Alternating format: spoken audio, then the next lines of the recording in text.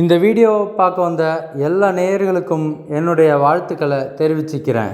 இன்றைக்கி நம்ம பேச போகிற தலைப்புக்கு முன்னாடி வீடியோவை முழுமையாக கேளுங்க, ஸ்கிப் பண்ணாமல் பாருங்கள். அப்போ தான் நிறைய விஷயங்களை தெரிஞ்சுக்கலாம். இன்றைக்கி மலச்சிக்கலால் வரக்கூடிய ஆபத்துகளும் அதிலிருந்து தப்பிக்கக்கூடிய சில அடிப்படையான வழிகளும் நான் உங்களுக்கு சொல்லித்தரேங்க. இப்போ பார்த்தீங்கன்னா மலச்சிக்கல், இந்த மலச்சிக்கலால் நிறைய பேர் பாதிக்கப்படுறாங்க. இதனால் மருத்துவ செலவுகள், பல பிரச்சனைகள், தேவையில்லாத கஷ்டங்கள் எல்லாமே மனிதனுக்கு ஏற்படுது பாருங்கள். இது எதனால்? நாங்கள் சில தவறுகள் நாங்கள் செய்கிறோம் இயற்கைக்கு மாற்றமாக. அதனால தாங்க இது சொல்கிறேன் பாருங்கள். அது என்னென்ன தவறுகள் அப்படின்றத சிலதை மட்டும் சொல்கிறேன் பாருங்கள். இரவு நேரத்தில் தாமதமாக லேட்டாக தூங்குறது, இதனால் உடல் உஷ்ணமாகி காலையில் மலம் இறுகி போகிறது சரியாக வராமல். அடுத்ததாக தண்ணீர் குறைந்த அளவே குடிக்கிறது. அடுத்ததாக சிவப்பு மிளகாய் சம்மந்தப்பட்ட அதிகமான உணவுகளை உண்றது, காரமாக உண்றது. அடுத்ததாக ஹார்டான உணவுகள், அதாவது சீக்கிரமாக செரிமானம் ஆகாத உணவுகளை சாப்பிட்றது அடிக்கடி. அப்புறம் உணவு சாப்பிடும்போது நாங்கள் நல்ல மென்று சாப்பிடணுங்க. சரியாக நிறைய பேர் பார்த்திங்கன்னா பேசிக்கிட்டே அப்படியே முழுங்குவாங்க. இதனால் செரிமானம் லேட்டாகி மலச்சிக்கல் பிரச்சனை உருவாகுது. அடுத்ததாக தினமும் நாங்கள் காலையில் தூங்கி எழும்பினதுக்கப்புறம் குளிக்கணுங்க.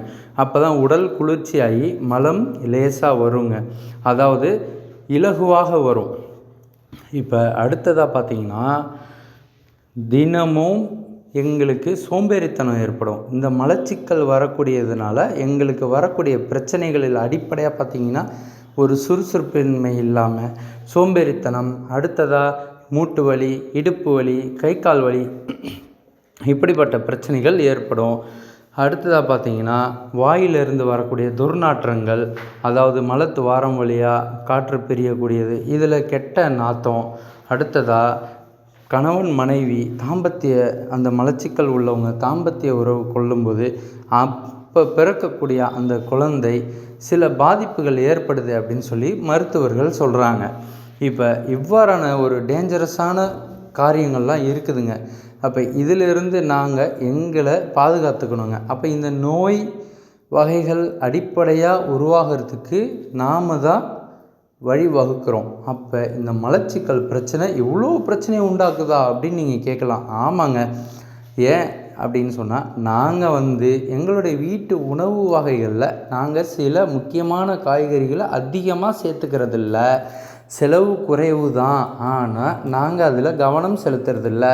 அது என்ன அப்படி சொன்னால் சுரைக்காய், சவுச்சவ், முள்ளங்கி, அப்புறம் முருங்கைக்காய், முருங்கைக்கீரை, அப்புறம் பூசணிக்காய், இப்படி போன்ற இந்த பழ வகைகள், இப்படி போன்ற பொருட்களை நாங்கள் அடிக்கடி வாரத்தில் ஒரு முறையாவது சேர்த்துக்கிட்டால் தான் எங்கள் உடம்பில் இருக்கக்கூடிய எல்லா கழிவுகளும் வெளியேறும். இந்த உடல் கழிவுகள் எங்களுக்கு தினமும் நாங்கள் காலை நைட்டு படுக்கிறதுக்கு முன்னாடி நாங்கள் வெளியேற்றணுங்க. மலம் கழிப்பது, சிறுநீர் கழிப்பது, இது எல்லாமே ஃப்ரீ ஆகிடுச்சின்னா எங்களுக்கு எந்த பிரச்சனையும் இருக்காது. அதாவது மலத்துவாரங்களில் குறிப்பாக வரக்கூடிய இந்த புண்ணு, அரிப்பு, இந்த சின்ன சின்ன கட்டிங்க, இரத்த கசிவு, இது மாதிரி பிரச்சனைகள்லாம் இல்லாமல் மலம் லேசாக மனித உடல்லேருந்து வெளியாயிடுங்க. நம்ம எல்லாருமே நம்முடைய வீட்டு உணவில் நம்ம எப்பயும் நமக்கு அருகாமையில் கிடைக்கக்கூடிய இந்த சில நார்சத்துள்ள காய்கறிகளை, கிராமங்களில் இந்த சுரைக்காய் அதிகமாக கிடைக்கும். இதை நாங்கள் அடிக்கடி சாப்பிட்டு வரும்போது எங்களுடைய உடல் மாற்றங்கள், ஆரோக்கியத்தின் போகக்கூடிய மாற்றங்களை நாங்கள் எங்களுடைய கண்கூடாக நாங்கள் பார்க்கலாங்க, உணரலாம். என்னுடைய இந்த வீடியோவை இதுவரையிலையும் ஸ்கிப் பண்ணாமல் பார்த்த அனைத்து நேயர்களுக்கும் என்னுடைய மனமார்ந்த வாழ்த்துக்களை தெரிவிச்சுக்கிறேன்.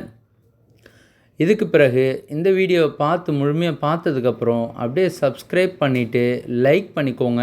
அப்படியே நோட்டிஃபிகேஷன் பெல் பட்டனை கிளிக் பண்ணிட்டீங்கன்னா நம்முடைய சேனல்லேருந்து தொடர்ந்து வரக்கூடிய எல்லா வீடியோவும் உங்களுக்கு நோட்டிஃபிகேஷனில் வந்துடும்.